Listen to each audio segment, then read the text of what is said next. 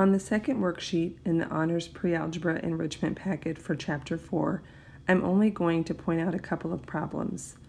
Remember on number 7, you have coefficients in front of the variables.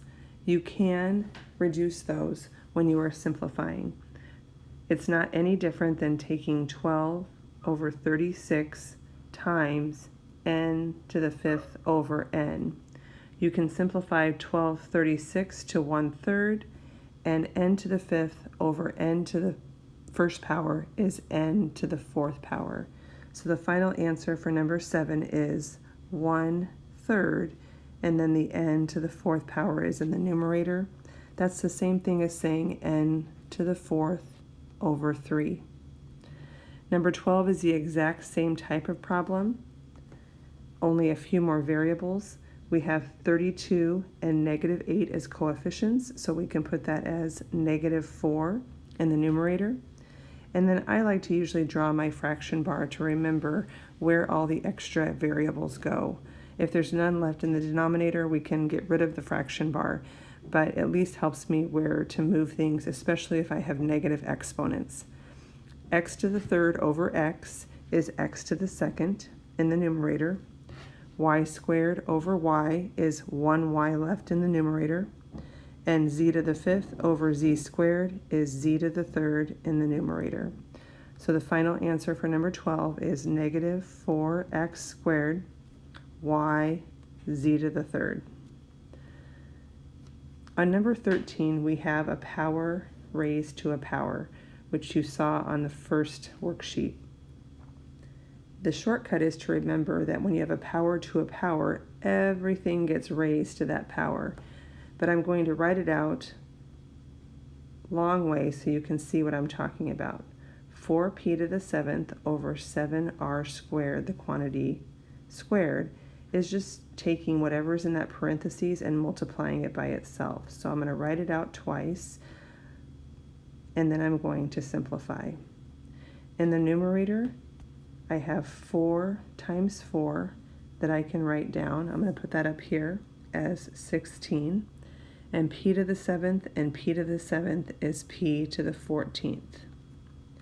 In the denominator, I have 7 times 7, which is 49. And then r to the 2nd and r to the 2nd, which is r to the 4th. Notice that if I would have just taken 7 times 2 in the numerator, I would have gotten the 14, and then 2 times 2 in the denominator, I would have gotten the 4. What a lot of students forget is to take that coefficient, the 4 and the 7, and square that as well. So that's why I like to write it out. For number 13, your answer is 16p to the 14th over 49r to the 4th. The last one we'll take a look at is number 16.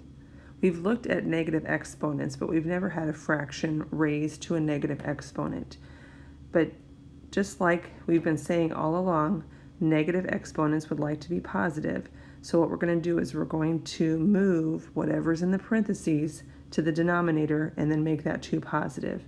So I'm going to put a 1 on top, and then 5/3 goes to the denominator, and then the -2 exponent becomes a positive 2.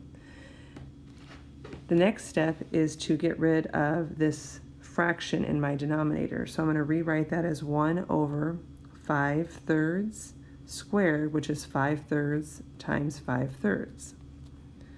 Next, I can simplify that to 1 over 25 over 9.